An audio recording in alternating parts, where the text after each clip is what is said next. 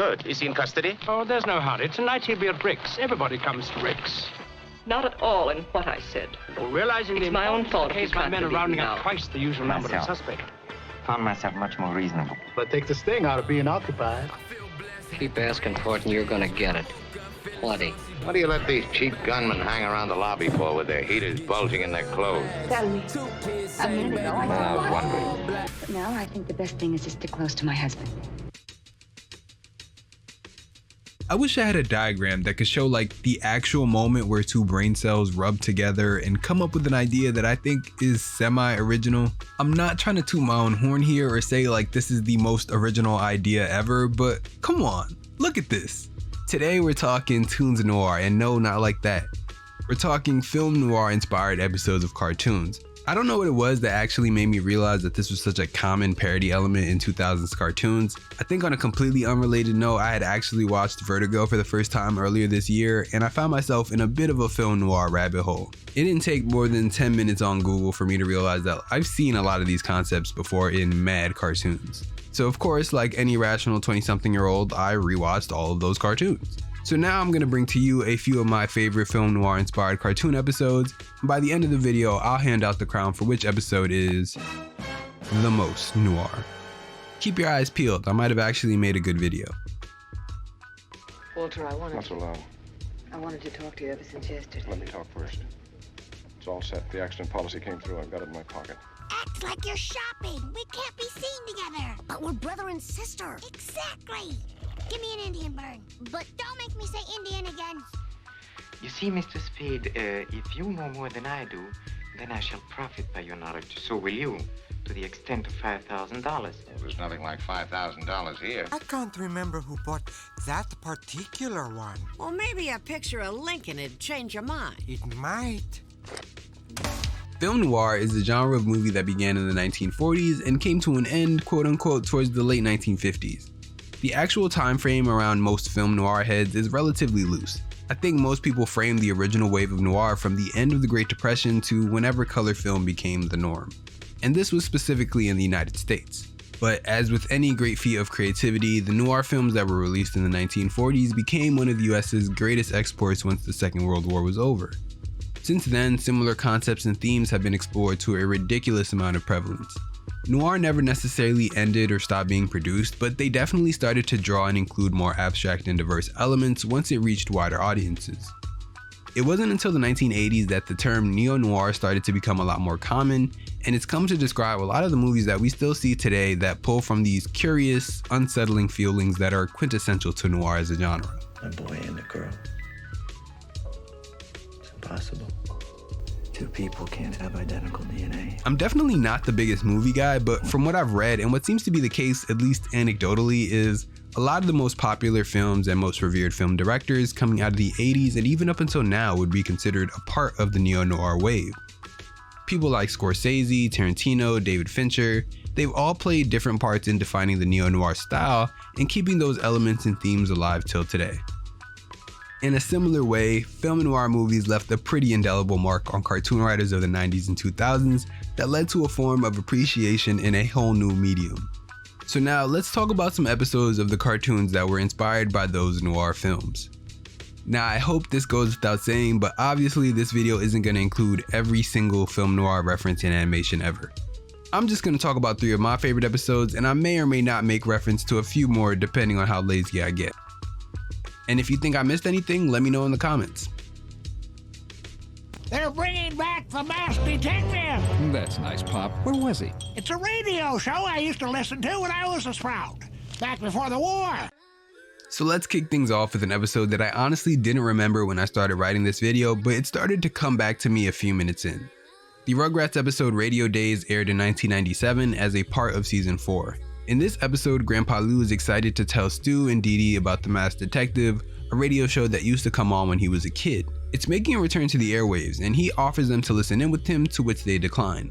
From there, Lou decides to grab the kids and have them listen to an episode of the Masked Detective with him. When they get to Grandpa Lou's room, Angelica finds a bag of malted milk balls, which they refer to as Maltese, but each of the kids are only able to get one milk ball, which if you've ever had these type of candies could never be enough. After Grandpa takes away the candies, the radio announces that tonight's episode will be the case of the stolen rocket pellets.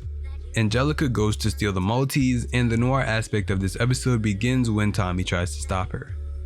In preparation for this video, I had to watch noir classics like The Maltese Falcon and Casablanca, which, breaking news, are pretty good movies. I had a blast with them, and thanks to that, I can definitely recognize a few of the references going on here. Now, I'm not gonna hold you, I did not understand what noir meant before this. Like, obviously I knew it had to do with black and white movies, but what about a movie, or in this case cartoon, specifically makes it noir? I think one of the first tenets of noir I picked up on from these movies was around the anti-hero lead. Usually, but not always, in the form of a detective or private investigator. I think the best way I can summarize them is they're cynical enough to see the world for the smelly butt crack that it is, but they morally understand right from wrong, and more time than not, still choose to do the right thing. As he passed the statue of Professor Odenheimer, I could see that Chucky was scared. Scarier than I'd ever seen him, and that was really scared. Going back to the episode, it's actually pretty funny how the noir element started as the radio show is playing, but after a few lines, it switches from the radio personality to Tommy narrating it as if he was consciously recounting the events that were displayed on the screen, which is a more prototypical trope of these style of noir films. But to tell you the truth, Keys, I wasn't a whole lot interested in goldfish right then. Or on auto renewals or on Mr. Dietrichson and his daughter Lola. I was thinking about that dame upstairs and the way she had looked at me. And I wanted to see her again, close. Without that silly staircase between us. I wasn't long, was I? Oh, yes, Mr. Gottman, I got it. Yeah, I've been waiting to hear from you. Well, now, the sooner the better. Tommy's character seems to be very inspired by Humphrey Bogart, as he's depicted as a fast-talking wise guy detective that sits in the always dark corner office of some high-rise office building. Similarly, this episode is drawing roughly from The Maltese Falcon, which was Humphrey Bogart's breakout role and widely considered the first noir film, which may or may not be true.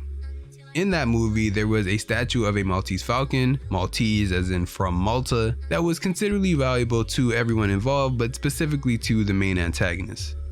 Another connection I saw after reading up on the history of noir was to Black Mask magazine. Black Mask magazines was a pulp fiction magazine that started in the 1920s, and if you didn't know what pulp fiction meant, it just refers to the cheap paper that the stories were printed on. These were pretty much the murder mystery and crime drama outlets of their time. These stories seem to have played a significant hand in the increase of gangster and crime drama stories in pop culture during the early 1920s, and that would then lead to these crime radio shows and eventually to the big screen. As the noir genre expanded in the 1940s, they often seemed to pick stories that centered around crime. So they can either be from the lens of the criminal trying to commit the act and not be caught, or from the lens of the private investigator or government agent or regular old beat detective on a case. Sometimes they even take the framework of the everyday citizen in the right place at the wrong time, and now they're either burdened with the truth or suffocating with guilt. It's not lost on me that these type of stories were so popular during the economic spiral of the Great Depression. I'm sure dreams of hitting the lick were rampant at that time. After Chucky gives Tommy the Maltese, they are ambushed by Angelica, Phil, and Lil. They make a run for it and decide to meet back up at the juice bar. Yo, I haven't watched Rugrats in some time, but looking back on it, it's kind of crazy how many things Tommy put inside his diaper. Like I don't know, what's the reason for that? So I didn't even catch it when I watched the episode the first time, but the juice bar is definitely a very cute reference to Rick's bar from Casablanca. And it's probably the biggest reference of the episode, honestly. In that movie, Rick's bar is somewhat of a safe ground for many conflicting parties in North Africa during World War II.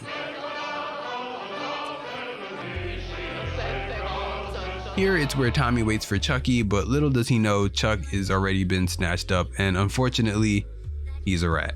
In steps Lil, our Rugrats-style femme fatale, who says she's given up the life because I guess Phil plays with Angelica more. The femme fatale is another trademark noir feature that has a very long and culturally resonant history. Stories of women who corrupt and manipulate men are as old as time, or at least as old as Greek mythology, or Japanese mythology, or the Bible. She gets Tommy's attention for a second after she ordered him a drink and asked to be his bestest friend, to which Tommy gives some thought to. He actually gave it a little too much thought because he did not see her slip him some warm milk that puts him out cold just long enough for Lil to rob him for the key. And I'm not trying to insinuate anything, but we all saw where Tommy put that key. What? I also want to point out that the warm milk Mickey is another reference to the Maltese Falcon. This episode ends with a double cross when Lil reveals that she's actually turning on Angelica for Tommy, and we get a pretty funny figure gun standoff between pretty much everyone involved. I'm not gonna lie, I laughed a little too hard at this joke. You got something in your nose. Would you? Good work, Lil. Drop a filler, I'll tell my mommy. I think all in all, this episode was a pretty good tribute to the noir genre. At first when I was watching it, I was a little bummed because we were already 4-ish minutes in out of the 11 minutes total before anything noir-esque started to show up in the episode. I kind of wish that this episode was almost entirely in black and white, or at least just did a little bit more with that visual style, but I think altogether, for small parts of this is actually noir, it does a pretty good job. And I also think it's pretty good that they use the concept of the radio show to lead into the noir elements, considering one led into the other historically. But yeah, altogether you get a slightly lean but cute homage to the genre of film noir. Good work, Sprouts. I was looking for these. Before I knew it, it was nap time for me. Sucker. Saturday morning on a brand new Fairly Odd Parents.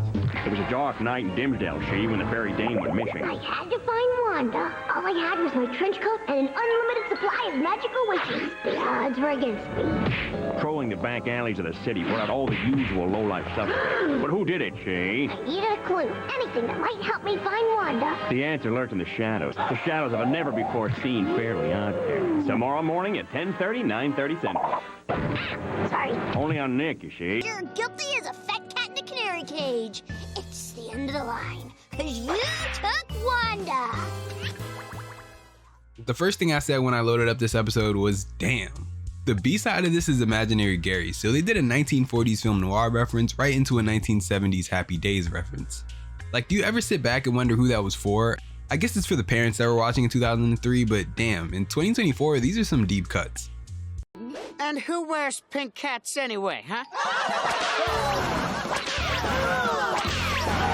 Let us A. If I had to say one thing about this episode, it's pretty funny. If I had to say another thing about this episode, is it noir? If you don't remember this episode, this is the episode where Cosmo and Wanda are waiting for their evaluation from Jorgen von Strangle to avoid being sent to fairy boot camp or whatever. In the meantime, Timmy's doing some last-minute preparation for the upcoming parent-student movie night at his school. As funny as this visual is, it's even funnier to think that bruh had literally unlimited magical wishes and did not think to wish for something to help him make a better project. But I guess that's against the rules or something. I don't know. I pay bills. The next night at the school event, Timmy's display actually wins the contest because... Oh, Timmy! How fish-rific! In fact, your display is so lame, you couldn't possibly have had any help from your parents. But right after that, the lights cut out, and when they cut back, Wanda is missing. The tension, the drama, the mystery of it all inspires Timmy to wish to become a private eye detective, and that's what gets us into the black and white setting of this episode. Now, I wasn't in the writing room for this episode, and I'm very, very, very new to film noir, but I'm not sure how far they wanted to take the noir theme in this episode. I don't think the whodunit type of storytelling is necessarily the biggest staple of noir films, but I think that there's a long enough line of murder mystery adjacent noir films to make the connection feel more natural, but I don't think it engages with noir tropes deeper than that. I think the episode does a really good job at being a tribute to a lot of older classic films. Like, we get to see several parodies of other films at the parent-student movie night, as well as during Timmy's investigation. I've never seen Rocky, but I'm sure it goes something like this. Look, I'm Rocky Balboa! After Wanda goes missing, Timmy goes off on his search to find her, and this leads to him going down the list of possible suspects. After Timmy goes through all of the suspects, he has a bit of a eureka moment, and we return to the first scene that we saw in the beginning of the episode. Now, I know I just said that this episode wasn't really that noir, but I'm gonna walk that back just a little bit right here. The two noir traits that come up in this episode are pretty much established right in that first scene. The first trait, the cold open, is cashed in pretty much immediately, while the second one takes a teeny bit of setup. That's on, Clyde. No pants? That's what got me level 7 probation, and there's no love on that level. Now, what exactly is a cold open? A cold open is an out of context, out of order scene that is used at the beginning of a narrative or story to allude to a moment that is to come later. The goal of a good cold open is to disorient the viewer and keep them engaged enough for them to want to see how that situation is later resolved, or how that situation occurred in the first place. Office memorandum. Walter Neff to Barton Keyes, claims manager. The open in this episode comes with Timmy pointing to a shadowed figure and revealing that he knows that they were the culprit. As we circle back to this moment in the run of the episode, it turns out that the shadowed figure was indeed Cosmo. Cosmo had hid Wanda away in Chocolate City, Utah to prevent her from having to face Jorgen's punishment with him. And that brings us to our second noir trait in this episode, the double cross.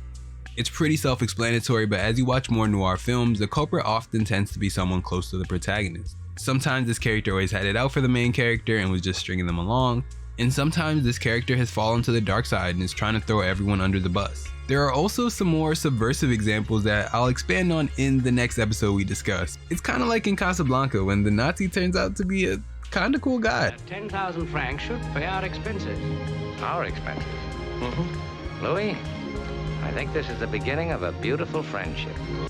But instead of Cosmo's plan saving the day, Jorgen flips the punishment and says since Wanda was ducking him, she gets hit with level whatever probation. Yeah man, these Fairly Odd Parents episodes were not kind to Wanda. I'm not sure how I feel about it being specifically Cosmo in the end, but I'm not sure how I feel about much of this episode. What I do know is I did think it was funny, at least a little bit, how bad Timmy's dad wanted it to be him. I'm stealing cable, all 289 channels, and that's not all. I ripped the tags off mattresses. I'm a bad man. Like I said before, I don't think this episode really works as a noir episode. It just feels a little thin, even more so coming off of that Rugrats episode. I don't know if it's just me, but it makes a bit more sense in my head when I think about it just being inspired by a lot of classic movies. And it gets a few bonus points for me for being the A-side to the Imaginary Gary episode. Classic work. And it's still cool to see Casablanca references like Trixie getting on the plane or this line right here. Cosmo, this is the beginning of a beautiful friendship. Oh wait, that's the one about the Nazi. What time is it? Jake, did you hide my sock? No, man. I don't do that kind of stuff anymore. Mystery time. Finn's sock went MIA. Now it's up to BMO to crack the case. Where is the sock, Lorraine? But danger lurks in every shadow. It was the setup. Oh no. I'm worried about BMO. Adventure Time. New episode next Monday at 7:30, 6:30 Central. Only on Cartoon Network, see? If you ask me to pick my favorite noir-inspired episode off the top of my head, it would have to be BMO Noir. If you know me, I'm an Adventure Time lifer, and it's an episode that I've watched multiple times since the day it aired. And I always went back to it because it's the first episode that's completely led by BMO. It's in my top 3 favorite BMO episodes ever, so it gets a lot of high praises from me. In this episode, we have a mysterious case of a missing sock in which BMO goes on a film noir-esque adventure that may or may not have been created entirely by BMO's imagination. I think this episode is one of the more straightforward allusions to film noir considering the visual approach and the ways that the dialogue and story is laid out. After watching this a few times over the years, I've come to think about it as though BMO just watched their first noir and wanted to be a part of that. So that is exactly why I'm not going to talk about this episode. The episode of Adventure Time that I will be talking about in this episode is Root Beer Guy. Root Beer Guy is actually a pretty subversive noir episode, and it kicks that off by being one of the few noir referencing cartoons that doesn't use the black and white motif. And once I started digging my claws into it, I realized that there are a few solid references to classic noir films and to classic noir tropes. Do you ever feel that no matter what you eat, you're still tired and sluggish and filled with nagging anxiety and doubt and... Root Beer Guy aired towards the tail end of season 5 of Adventure Time, and if you're a fan of the show, you already know that by this point the series was off the deep end. For some people this was for the worse, but for me, this was for the better. This episode is one of the first episodes that uses a pretty much completely new background character as the main character for the episode. In the episode, Root Beer Guy is a regular guy who works a 9-to-5 as a telemarketer for some vitamin supplements. In the early scenes when we're introduced to him, we get the feeling that Root Beer Guy is pretty unfulfilled by his job. He daydreams and zones out at work to the point of being accosted by his boss. When we follow Root Beer Guy home, we see that he's actually an aspiring writer. Root Beer Guy really wants to write a story about a charismatic private eye similar to the style of the Black Mask comics and detective stories that we talked about earlier that would later inspire noir films. I kicked down the door with one swift, decisive motion. No, with one swift and decisive motion, I kicked down the door. When he stumbles upon seeing Finn and Jake nabbing Princess Bubblegum, it's like his stories have come to life and he starts following the case. I know that I said that BMO Noir would have been my favorite of the group, but I think this episode takes the cake. Adventure Time is my favorite show, so there's definitely a little bias, but after watching a bunch of classic era noir films, it makes this episode even better. I'm sorry, sweetie. I couldn't stop thinking about that weird stuff I saw last night when I was peeking through the bushes. Bingo bango. This was my lucky break. Look at me, root beer guy. I'm a cherry cream soda, and I have the same needs as any other cherry cream soda. Or even diet A series like cream soda. Adventure Time is no stranger to wacky and over-the-top characters. The world is dense, colorful, and in constant motion, so much so that episodes often start with Finn and Jake coming off of an adventure or out of some kind of offhanded side quest. This episode begins the same way, but instead elects to turn the camera around and focus on introducing one of the very few everyman type of characters that this series has to offer. I think the point of using private eyes and detectives as the main characters in a lot of noir films is to appeal to the viewer's fantasies of always being a step ahead and being smarter than your average adversary, and who imagine themselves being a step ahead of everyone more than your average salary person. It's easy to do when you have all the leads. Exactly. Hey, root beer guy. It's all about the leads. Looking at it a bit deeper, making these characters private eyes works as a tool for establishing their charisma. But it also works to isolate them, because even though they know what's right, it's different when you have to either prove it or stand up towards those who are against it. And it's especially difficult when you're on your own. This episode was written and storyboarded by Graham Folk, and I think he did a really great job here, because with Root Beer Guy, you're able to write a noir episode with somebody who wishes that they were in a noir world. They even used the idea of Root Beer Guy being an author who's trying to write this type of story as a reason to motivate Root Beer Guy's narration throughout the episode, which I've said before is a very big staple of noir films. Throughout the episode, we get a lot of cool Easter eggs to other classic noir films like This Gun for Hire or A Touch of Evil, with the posters that hang around Root Beer Guy and Cherry Cream Soda's house. It's very clear that the mystery of who kidnapped Princess Bubblegum is something Root Beer Guy has been dying to solve. He gets so wrapped up in this case that it starts to cause a bit of friction between him and Cherry Cream Soda, but he can't just let this injustice go on any longer. But how did you guys know? I told them. I did it for us. Oh, this thing is eating you alive, root beer guy. This is an example of a more subversive take on the double cross, where a supporting character ends up having a shocking and dramatic change of heart. To her, Root Beer Guy is just fixated on something that is negatively affecting their marriage. A thing that at the end of the day has nothing to do with him. She calls Finn and Jake because she hopes that this will put the whole mystery to bed for him, but it just pushes him further. In the end, Root Beer Guy still follows where the evidence is pointing towards, and he ends up solving the case. What I really like about this episode is that rather than just being a noir parody, it focuses its energy on just being a noir-inspired episode, and it tries to find a creative way to implement or subvert a lot of these well-known traits. Hey, this looks kind of personal.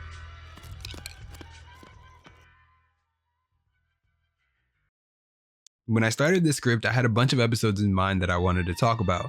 Now, after watching a handful of noir movies and doing even more research than I did at the start of this video, I've learned so much about what this genre is all about. So now I can take off my mask and be the bougie person that I am. So for the next part, I'm going to give a quick rundown of a bunch of episodes that I did have listed for this video, but after rewatching them, I didn't have much to say from a noir perspective. The first episode I'm going to talk about in this section is the season 2 episode of Recess titled The Girl Was Trouble. I have a very faint memory of Recess altogether, so I don't actually remember watching this episode as a kid, but rewatching it, it was really good. As you've seen before, this episode starts with a bit of a cold open, where we see Gretchen is in trouble for boosting the crime rate so high in one city they sent Miss Finster to get her. She gets sent to the principal's office, and once she's there, we go into her Walter Neff style flashback of all her bad deeds. Flashbacks are integral when it comes to noir films. I think a part of the lifeblood of noir is in the regret, or really in the reflection of these life-altering moments. A lot of noir narratives lie within these chance encounters, hasty decisions, or even in these flights of fancy that lead our main characters into getting carried away and jeopardizing their lives. Whatever the reason, I suddenly felt compelled to tell Sue Bob the whole sordid tale. It all started about a week ago on my birthday. And that's why the cold open and flashback pick and roll works so well. You just want to see how did they get there. And for Gretchen, it's pretty funny. I feel like this was a convincing enough type of story that you could see in another noir film. Like, Gretchen was out here. Okay, just don't hurt me. Yesterday at recess, I read Low say like an old guy in the shower when nobody's home. He told me who had Galileo. It's Greg Skeets, the graffiti kid. Guy who couldn't even spell computer, much less use one.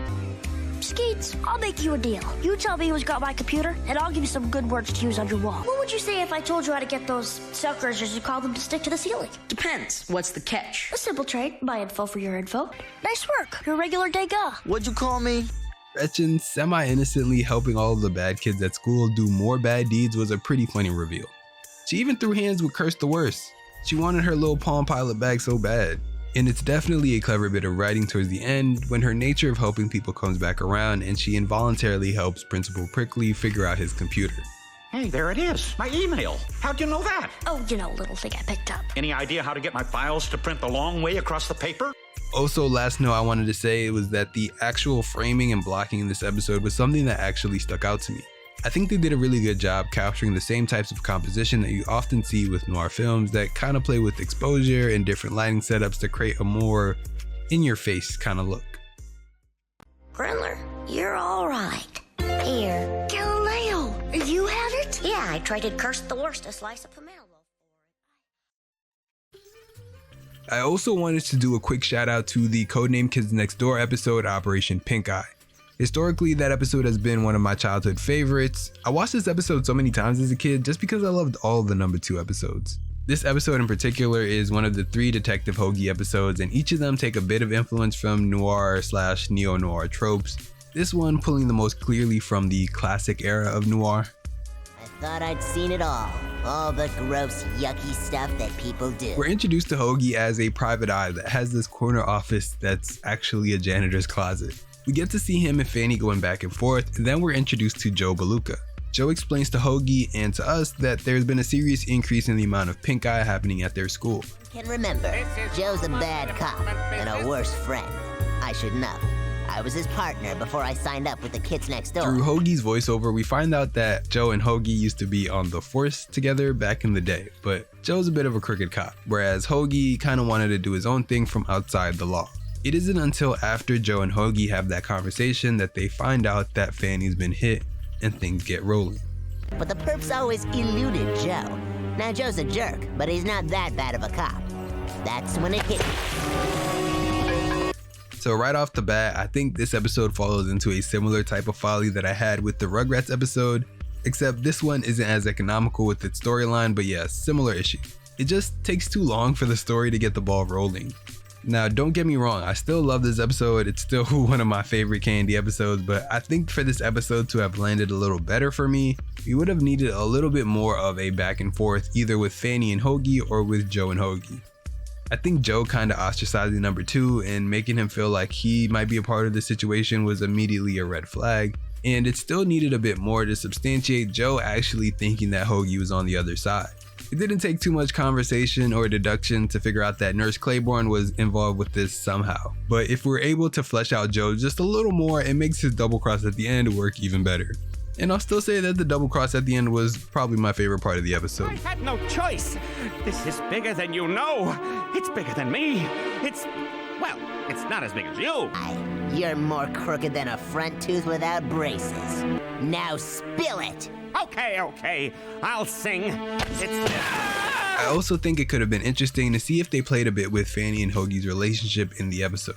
They kind of just use her as a disposable thing to let us know that somebody's actually putting pink eye on these kids, but that's about it. On second thought, that's really crazy. They putting dookie water in the balloons? That means I've been eating.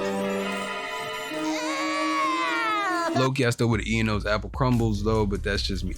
As much as I still do like this episode, I don't really have much else to say about it from a noir sense. Though I think this episode could have benefited from 2 more minutes. That might have made it better, but also I still did really like Sector V coming in and saving the day at the end. So, if the crumble topping was eye crust, what was the filling?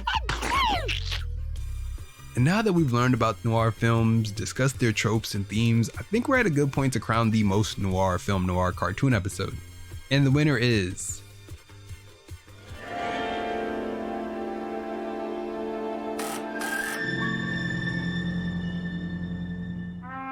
Now, I know this might be a little bit of a cop-out, but the winner has to be Family Guy. Family Guy Season 20, Episode 9, titled And the Fat Man Always Rings Twice, sees the series take on the noir style. Although this take features a much more satirical approach than we've seen in the episodes previously discussed, I think you can tell just by the opening credits how much care went into this episode. Being that this is the newest episode featured in this video, and especially as it's coming in season 20 of one of the most established cartoons of all time, this episode is visually stunning. Only so many episodes of Family Guy get this type of focus from both an artistic and narrative front. If you liked episodes like And Then There Were Fewer or V is for Mystery, then this is right up your alley. Just like the majority of the stories featured in this one, Peter takes the role of Mac Bookpro, a private eye detective who is searching for Sister Megan, a nun at the local church who's gone missing. He's hired for the job by the mesmerizing Hetty Toothgrays, and as he starts following the trail, he starts unwinding a plot that's a lot thicker than he anticipated. As funny as it was just seeing Quahog reimagined as a 1930s town, I really enjoyed all the big to small references to the noir genre and the time period itself. It's pretty hard to talk about this one without spoiling anything, so if you haven't watched it, I'd say try going in cold. The mystery itself is well paced, and seeing all the different cameos throughout the episode kept things very fun and lighthearted for the first watch. And on subsequent watches, I started to realize how well the character dialogue and gags actually helped inform the mystery without spelling anything out. And I thought a lot of these tongue-in-cheek gags were really well placed, from the visual jokes like the green screen of live traffic playing behind Mac when he goes for a drive, Visit my friend down at the station. I hadn't been back since they kicked me off the force. to the unnaturally quick bantering of Mac and Hetty when they go out for dinner. You're awfully quick with the wit, Mr. Bookpro. And I hear you're quick with the feet. You could say that. I was the lead dancer in the Nutcracker. Huh, must be a ballet about my ex-wife. From a narrative front, this episode is fully embracing the task of uncovering the corruption and greed that goes on under the surface of everyday life. There's a certain element of pessimism, or at least sardonicism, that is essential to film noir and that Family Guy understands perfectly. Where to? His whole face had been blown off in the war. Hey guys, did you go home? With so many of the characters that we meet, we're also introduced to the specific areas where the more puritanical ideologies of the time have come to fail them. And that could be through crime, poverty, or infidelity. 2 more black girls recently went missing. Maybe you can look into that too?